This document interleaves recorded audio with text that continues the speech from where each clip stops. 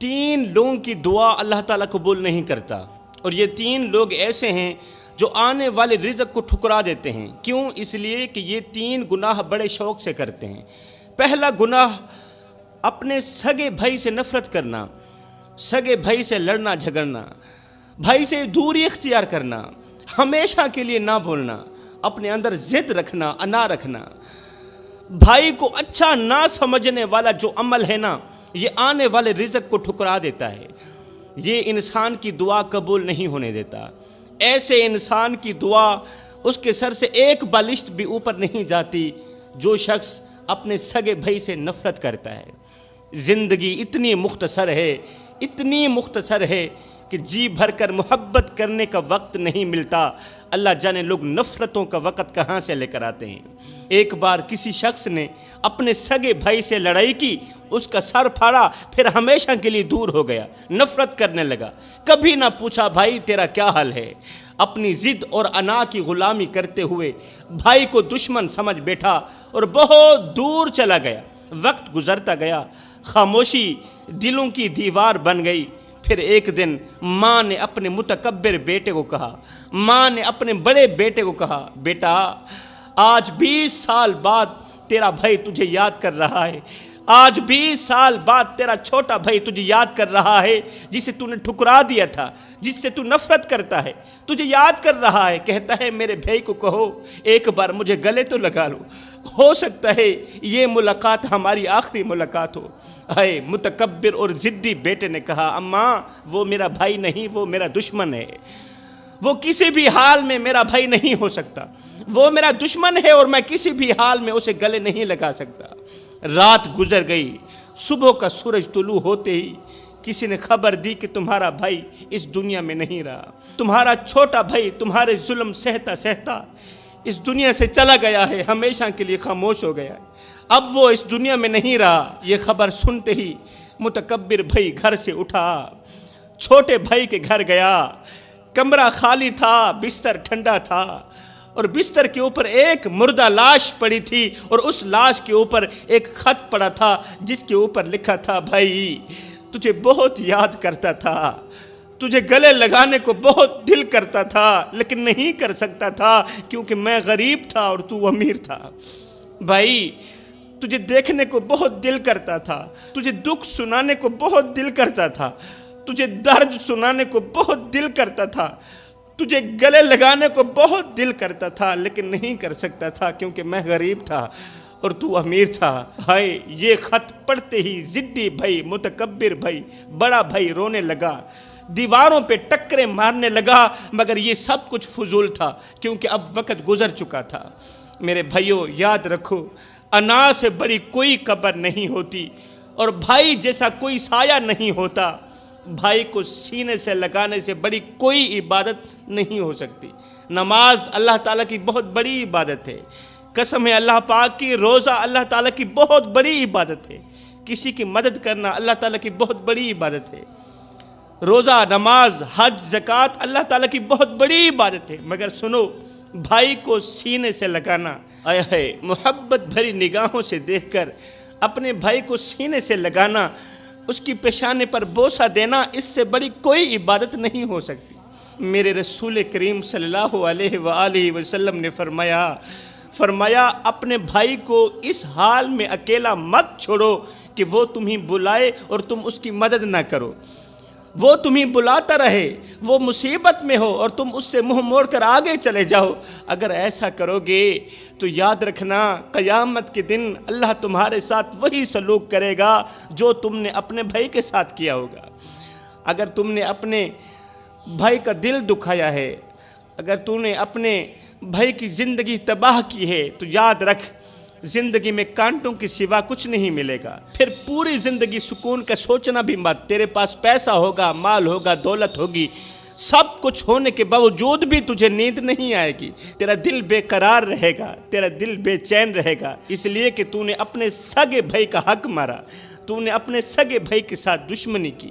میرے محترم بھائیوں یاد رکھو، جس گھر میں بھائی آپس میں لڑتے ہوں، ایک دوسرے کے خلاف زہر اگلتے ہوں، وہاں رحمت کے فرشتے نہیں اترا کرتے، وہاں اللہ کی رحمت نہیں اترتی بلکہ شیطان کا بسیرا ہوتا ہے۔ وہاں محبت کے گلدستے نہیں کھلتے، وہاں نفرت کے کانٹے چبھتے ہیں۔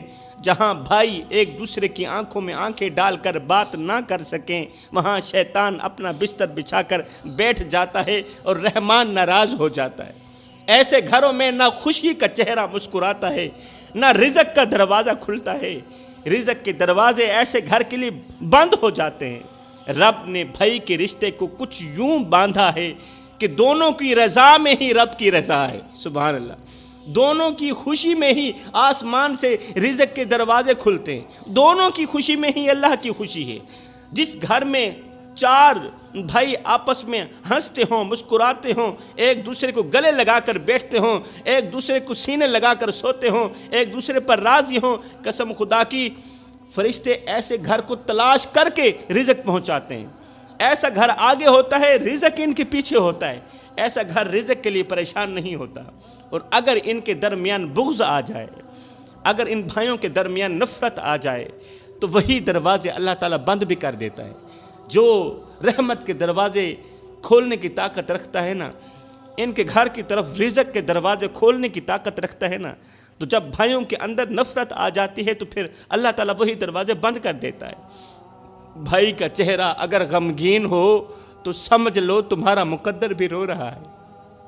ہاں، اگر بھائی کا چہرہ غمگین ہے، اگر بھائی تمہاری وجہ سے رو رہا ہے تو مت سمجھو کہ تم خوش ہو، سمجھ لو تمہارا مقدر بھی اس وقت چیخ رہا ہے اور تمہارے اوپر افسوس کر رہا ہے۔ بھائی کی آنکھوں میں آنسو لا کر کہتے ہو کہ ہماری دعا قبول نہیں ہوتی، بھائی کو رلا کر کہتے ہو کہ تمہاری دعا قبول نہیں ہوتی۔ میرے بھائیو، اگر تم چاہتے ہو کہ تمہارے بچوں کا نصیب سنور جائے، تمہارے گھروں میں سکون ہو اور تمہاری زندگیوں میں آسانی ہو، تو ایک کام کرو، اپنے بھائی کا ہاتھ تھام لو۔ سبحان اللہ۔ یہ کام بالکل چھوٹا سا ہے، اللہ تعالیٰ تمہیں اس قدر دے گا کہ مالا مال کر دے گا، بڑے بڑے امیر لوگ تمہاری امیری پر رشک کریں گے۔ اگر تم چاہتے ہو تمہارے گھروں میں سکون ہو، رزق کی بارش برسے، تو پھر ایک کام کر لو، اپنے بھائی کا ہاتھ تھام لو۔ اختلافات کو ختم کرو، دلوں کو صاف کرو، اور یاد رکھو جس گھر کے دروازے بھائیوں کی مسکراہٹ سے کھلتے ہیں نا، اس گھر کے رزق کے دروازے آسمان سے کھلتے ہیں۔ سبحان اللہ۔ یاد رکھو میرے محترم بھائیو، جب کسی گھر میں ماں باپ کی عزت نہ کی جائے، ماں باپ کی عزت نہ کی جائے، بھائی بھائی سے نفرت کرنے لگے اور بیٹی پردے کے بجائے فیشن میں ڈوب جائے، تو یاد رکھنا اس گھر کے رزق سے برکت اٹھا لی جاتی ہے۔ جس گھر میں ماں باپ کی عزت نہ کی جائے، بھائی بھائی سے نفرت کرنے لگے، بیوی شوہر کو بھی عزت کرنے لگے، بیٹی پردے کے بجائے فیشن میں ڈوب جائے، تو اس گھر کے رزق سے برکت ہمیشہ کے لیے اٹھا لی جاتی ہے۔ جب زبانوں پر شکایتیں، دلوں میں بغض اور آنکھوں میں حیا کی جگہ بے غیرتی آ جائے، تو پھر اس گھر کی دیواریں بھی گواہی دیتی ہیں کہ یہاں سکون دفن ہو چکا ہے۔ پھر اس گھر کی دیواریں گواہی دیتی ہیں یہاں چین و قرار دفن ہو چکا ہے، یہاں رزق حلال دفن ہو چکا ہے۔ جب کوئی کسی یتیم کا حق دبا دے، کسی وارث کی زمین چھین لے، بہن کو جہیز کے تانے دے، بیوی کو ماں کے خلاف کرے اور کسی غریب کے آنسوں پر مسکرا دے، تو سمجھ لو اللہ کی غیرت جاگ جاتی ہے۔ ایسے گھروں پر اللہ کی رحمت نہیں اترتی، اللہ کا عذاب اترتا ہے۔ روزی آتی ہے مگر بیماریاں لے کر آتی ہے، عزت رہتی ہے مگر بے قدری کے ساتھ رہتی ہے، اس کی کوئی قدر نہیں رہتی معاشرے میں، اور رشتے ہوتے ہیں مگر محبت کے بغیر ہوتے ہیں، نفرت کے ساتھ ہوتے ہیں رشتے۔ غربت وہاں نہیں آتی جہاں کھانے کم ہوں، ارے غربت وہاں آتی ہے جہاں دل تنگ ہوں۔ جو رزق دوسروں کے آنسو چھین کر آتا ہے نا، وہ کبھی خوشی نہیں دیتا۔ جو پیسہ دوسروں کے آنسو چھین کر آتا ہے وہ کبھی خوشی نہیں دیتا، صرف پریشانیوں کی دلدل میں دھکیلتا ہے اور نسلوں کی جڑیں کاٹ کر رکھ دیتا ہے ایسا رزق۔ اس لیے اگر چاہتے ہو کہ گھر میں سکون ہو، رزق میں برکت ہو اور چہرے پر مسکراہٹ باقی رہے، تو گناہوں سے توبہ کرو، اللہ اکبر، اور دلوں کو پاک کرو، ورنہ وقت ایسی مار مارتا ہے کہ صرف چھت نہیں گرتی، نسلیں بھی بکھر جاتی ہیں۔ میرے بھائیو، ایک دن حضرت سیدنا موسیٰ علیہ السلام نے اللہ تبارک و تعالی سے عرض کی، یا باری تعالی مجھے بتانا کہ دنیا میں سب سے گندا انسان کون ہے اور سب سے اچھا انسان کون ہے۔ میرے اللہ نے فرمایا، اے موسیٰ دنیا میں سب سے گندا انسان وہ ہے جس کے دل میں تکبر ہو، جو میرے بندوں کو حقیر سمجھے، جو دوسروں کو خود سے کم تر سمجھے اور خود کو دوسروں سے اعلیٰ تر سمجھے، جو اپنی عبادت پر گھمنڈ کرے اور جو کسی کا دل توڑ کر یہ سمجھے کہ اس نے بہت بڑی نیکی کی ہے، سمجھو وہ دنیا کا سب سے بڑا گندہ ترین انسان ہے۔ اور ہاں موسیٰ، سب سے اچھا انسان وہ ہے جو عاجز ہو، انکساری کرے، لوگوں کو معاف کر دے، کوئی اسی کا دل دکھائے تو وہ معاف کر دے، کوئی اس کا حق مارے وہ معاف کر دے، کوئی اس کو تھپڑ مارے وہ معاف کر دے، لوگوں کو معاف کرے، ہر کسی کے ساتھ نرمی سے پیش آئے، کسی کے گناہوں کو اچھالے نہیں بلکہ گناہوں پر پردہ ڈالے۔ فرمایا یہ وہ انسان ہے جو دنیا کا سب سے بڑا اچھا انسان ہے۔ اے موسیٰ، سب سے گندا لباس وہ نہیں جو پھٹا ہو، بلکہ وہ ہے جو غرور سے پہنا گیا ہو، اور سب سے خوبصورت چہرہ وہ نہیں جو حسین ہو، بلکہ خوبصورت چہرہ وہ ہے جس پر عاجزی ہو، جس کے اندر حیا ہو۔ اللہ اکبر! یہ سن کر حضرت موسیٰ علیہ السلام کی آنکھوں سے آنسو بہنے لگے۔ عرض کی، یا باری تعالیٰ مجھے ایسا بنا دے کہ میرا دل کبھی کسی پر فخر نہ کرے، میرے اندر فخر نہ ہو، میرے اندر عاجزی رہے، اور میری زبان کسی کا دل نہ دکھائے، کسی کے دل پر وار نہ کرے۔ اللہ تعالیٰ نے فرمایا، موسیٰ اگر تم چاہتے ہو کہ میں تم سے راضی رہوں تو میرے بندوں کے لیے وہی سوچو جو تم اپنے لیے سوچتے ہو، جو تم اپنی اولاد کے لیے اچھا سوچتے ہو نا، تو پھر میرے بندوں کے لیے بھی وہی سوچو۔ اللہ فرماتا ہے، میں نہ تو کسی محل میں رہتا ہوں، نہ کسی بلند و بالا آسمان میں رہتا ہوں، میں اس دل میں رہتا ہوں جو میرے بندوں سے محبت کرتا ہے، جو نرم ہوتا ہے اور جو معاف کرنا جانتا ہے۔ ایک دن حضرت موسیٰ علیہ السلام نے اللہ تعالیٰ سے عرض کی، یا باری تعالیٰ مجھے وہ بندہ دکھا دے جس سے تو سب سے زیادہ محبت کرتا ہے۔ اللہ مجھے وہ بندہ دکھا جس سے تو سب سے زیادہ پیار کرتا ہے، سب سے زیادہ محبت کرتا ہے۔ اللہ تعالیٰ نے فرمایا، اے موسیٰ جاؤ، فلاں بستی میں ایک بوڑھی عورت رہتی ہے، بس وہ میرا محبوب ہے۔ ایک بوڑھی عورت رہتی ہے، وہ میرا محبوب ہے۔ حضرت موسیٰ علیہ السلام فوراً وہاں پہنچے، دیکھا ایک کمزور جھکی ہوئی کمر والی بوڑھی عورت چھوٹی سی جھونپڑے میں تنہا رہتی ہے، کپڑے پھٹے ہوئے ہیں، گھر میں کچھ بھی نہیں ہے، نہ مال ہے، نہ جاہ ہے، نہ شہرت، بس ایک چھوٹی سی چکی ہے اور ایک پھٹا ہوا جائے نماز ہے۔ یہ دیکھ کر حضرت موسیٰ علیہ السلام حیران ہو گئے اور عرض کی، اے اماں مجھے ایک بات تو بتا کہ تیرا رب تجھے اتنا زیادہ کیوں چاہتا ہے؟ اماں تیرا رب تجھے اتنا کیوں چاہتا ہے، وجہ تو بتا، تو اللہ کی محبوبہ کیسے بن گئی ہے؟ یہ سنتے ہی بوڑھی عورت رو پڑی، رو کر کہنے لگی، بیٹا میں کسی کا دل نہیں دکھاتی، کوئی میرے ساتھ برا بھی کرے تو میں اسے معاف کر دیتی ہوں، کسی کے حق میں بد دعا نہیں کرتی، اور جو کچھ بھی مجھے ملتا ہے اسے رب کی رضا سمجھ کر میں اللہ تعالیٰ کا شکر ادا کرتی ہوں۔ یہ سنتے ہی حضرت موسیٰ علیہ السلام کے دل پر ایک لرزہ سا طاری ہو گیا اور آسمان کی طرف دیکھ کر کہنے لگے، یا اللہ واقعی تیرا محبوب تو وہی ہو سکتا ہے جو تیری مخلوق سے محبت کرتا ہے۔ سبحان اللہ۔ اللہ تعالیٰ نے فرمایا، اے موسیٰ جو میرے بندوں کو معاف کرنا سیکھ جائے میں اسے بغیر حساب کے معاف کر دوں گا۔ سبحان اللہ۔ میرے محترم بھائیو، آج ہم نہ جانے کس گہری نیند میں سوئے ہوئے ہیں، نہ قبر کا خوف ہے، نہ حساب کا ڈر، نہ نیکی کی طلب، نہ گناہوں سے نفرت۔ ہم وہ امت بن چکے ہیں جو آذان کی آواز پر تو نہیں جاگتی لیکن دنیا کی آواز پر دوڑ پڑتی ہے۔ جن کے ہاتھوں میں قرآن ہونا چاہیے تھا آج وہاں موبائل ہے، جن کی زبان پر تسبیح ہونی چاہیے تھی وہاں فضول باتیں ہیں، اس زبان میں غیبت ہے، شکایتیں ہیں، ناشکری ہے۔ ہم نے اپنے رب کو اس وقت یاد کرنا سیکھا ہے جب ہم مصیبت میں آ جاتے ہیں۔ ہم نے جب بھی یاد کیا اللہ کو مصیبتوں میں ہی یاد کیا، ورنہ خوشیوں میں تو ہم خود کو ہی خدا سمجھتے ہیں، ہم وہ لوگ بن گئے ہیں جو رشتے ختم کر کے رشتوں کی دھچیاں اڑا کے واٹس ایپ پر سٹیٹس لگاتے ہیں الحمدللہ زندگی بہت خوبصورت بن گئی۔ کاش ہمیں کوئی شیشہ دکھائے، کاش ہمیں کوئی آئینہ دکھائے اور بتائے کہ خوبصورت زندگی وہ نہیں جس میں گاڑیاں ہوں، خوبصورت زندگی وہ نہیں جس میں موبائل ہوں، بلکہ خوبصورت زندگی تو وہ ہے جس میں دل صاف ہوں، زبان نرم ہو، والدین راضی ہوں اور رب خوش ہو۔ خوبصورت زندگی تو یہ ہے۔ جوانو، جب ایک دکھی انسان رات کی تنہائی میں سجدے میں گر کر کہتا ہے نا اللہ تو دیکھ رہا ہے نا، میں بہت تکلیف میں ہوں، اللہ میں بہت درد میں ہوں، مگر تیرے بندوں نے میرے دل کو کھلونا بنا کر توڑ ڈالا، تو جوانو یہ دکھی آواز صرف فرشتے نہیں سنتے، خود عرش کا مالک بھی سنتا ہے، خود عرش کا مالک بھی سنتا ہے۔ خدارا کسی کو اتنا مت ستاؤ کہ وہ اللہ کے سامنے تمہارا نام لے کر رو پڑے۔